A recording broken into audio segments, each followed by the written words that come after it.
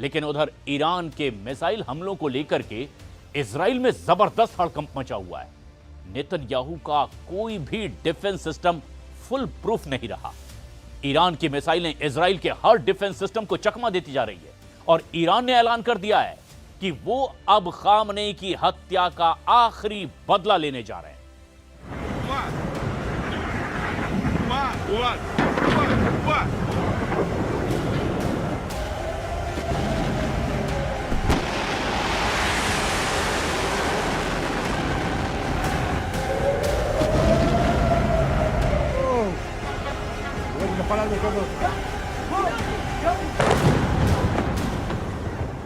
Israel में अगला target कौन है? ईरान में सर्वोच्च नेता अली खामेनेई की हत्या का बदला लेने के लिए ईरान कहां-कहां मिसाइल दागने जा रहा है।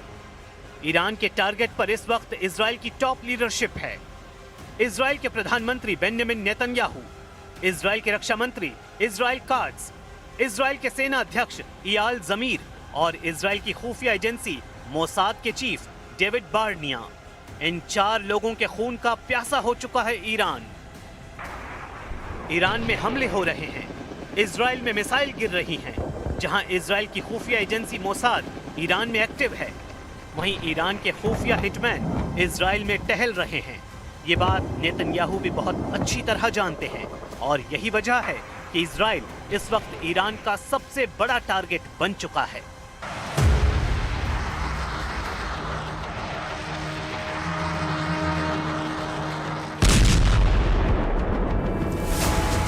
पश्चिमी यरूशलेम में मिसाइल अटैक, तेल अवीव के करीब बेत शेमेश में हमला। चंद घंटों के अंदर तबाही वाले ये 2 वीडियो पूरे इजराइल को परेशान कर रहे हैं। मिसाइल हमले देखिए, उससे मची तबाही देखिए। ऐसे हमलों को रोकने में पूरी तरह नाकाम साबित हो रहा है इजराइल। लेकिन नेतन्याहू का हौसला बुलंद है। नेतन्याहू साफ कर चुके हैं कि खामेनेई के बाद जो भी होगा वो मारा जाएगा। इजराइल किसी को नहीं बख्शेगा। אתמול חיסלנו את הרודן חמינאי, יחד איתו חיסלנו עשרות מבכירי משטר הדיכוי. כוחותינו הולמים עכשיו בלב טהרן בעוצמות הולכות וגוברות, וזה רק ילך ויתגבר עוד יותר במהלך הימים הקרובים. ועם זאת, אלה ימים כואבים. אתמול כאן בתל אביב, ועכשיו בבית שמש, איבדנו אנשים יקרים. इजराइल को सबक सिखाने के लिए ईरान सिर्फ मिसाइल ही नहीं दाग रहा, बल्कि ईरान का कुख्यात शाही ड्रोन भी इजराइल में हड़कंप मचा रहा है।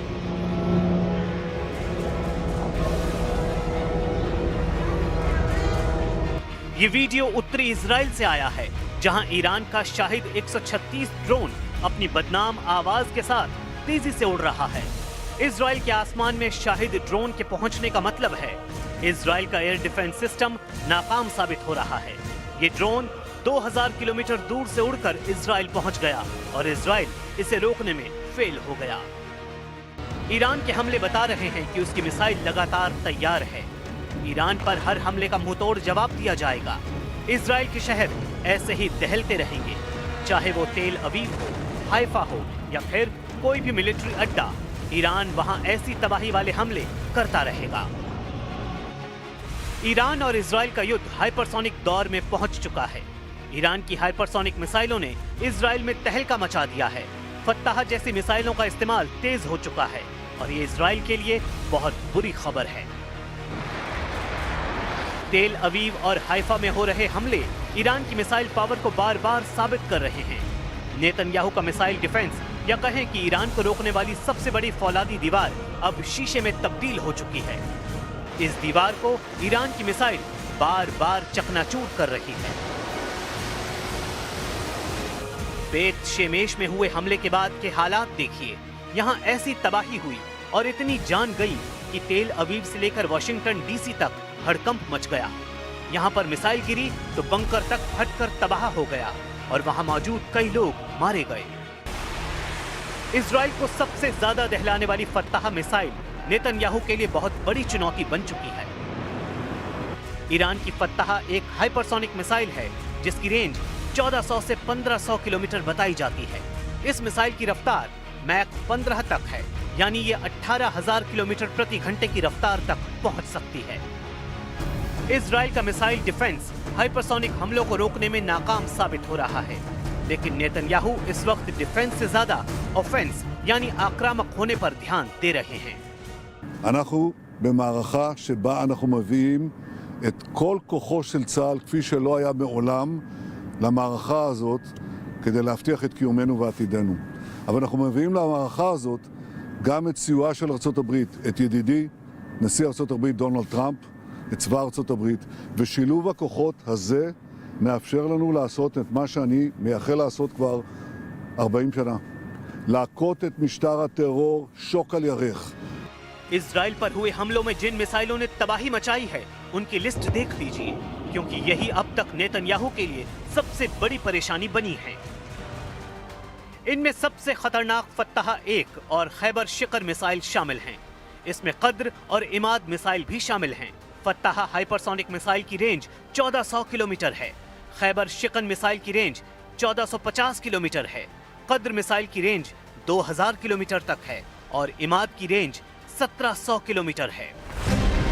ये सभी मिसाइल इजराइल के खिलाफ ऑपरेशन में दागी जा रही हैं। तेल अवीव से लेकर हाइफा और अशदोद से लेकर बीर शीबा और शेफाल जैसे छोटे शहरों पर भी इन्हीं मिसाइलों से हमले हुए हैं। इसलिए ईरान के कमांडर जो वार्निंग दे रहे हैं उसे इजराइल बिल्कुल भी हल्के में नहीं ले सकता। ईरान के मिसाइल गोदाम लगातार एक्टिव हैं और उसके लॉन्च पैड लगातार रीलोड किए जा रहे हैं। इनमें सबसे ज्यादा खतरनाक है ईरान की फत्ताह मिसाइल। फत्ताह की खासियत है ये तेज रफ्तार के साथ अपनी दिशा भी बदलती है, यानी एक ट्रेजेक्टरी में हमला नहीं करती।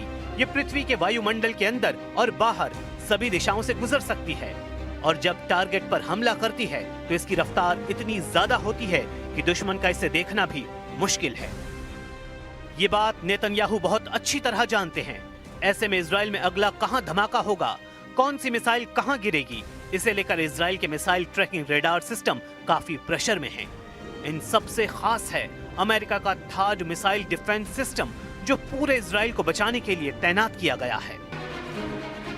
थाड 200 किलोमीटर की दूरी तक दुश्मन की किसी भी मिसाइल को मार सकता है। ये 150 किलोमीटर की ऊंचाई तक किसी भी मिसाइल को इंटरसेप्ट कर सकता है। अमेरिका के पास थाड की 7 बैटरियां हैं। एक बैटरी में 6 ट्रक माउंटेड लॉन्चर होते हैं। दुश्मन की मिसाइल को रोकने के लिए थाड सिस्टम के एक लॉन्चर से एक बार में 8 मिसाइल दागी जा सकती हैं, यानी पूरी बैटरी में कुल 48 इंटरसेप्टर मिसाइल होती हैं। इसे ऑपरेट करने के लिए 95 सैनिकों की जरूरत होती है। इजराइल में ऐसे 2-2 सिस्टम तैनात रहे, लेकिन क्या ये काफी साबित हुए? बिल्कुल नहीं। हाइफा और तेल अवीव में गिरती हुई मिसाइलों ने बताया है कि ईरान एक बार में सैकड़ों मिसाइल फायर करने की ताकत रखता है और उनको रोकना ना इजराइल के बस की बात है, ना ही अमेरिका इसमें 100% कामयाब रहा है। अगले 24 घंटे इजराइल के लिए बहुत खतरनाक होने वाले हैं। अगर नेतन्याहू ईरान के लॉन्च पैड वाले अड्डों को तबाह करने में नाकाम रहे तो समझ लीजिए इजराइल और अमेरिका को लगातार बड़े बड़े झटके मिलते रहेंगे। ईरान से युद्ध को लेकर अमेरिका और इजराइल को ऐसे सिग्नल लगातार मिल रहे हैं।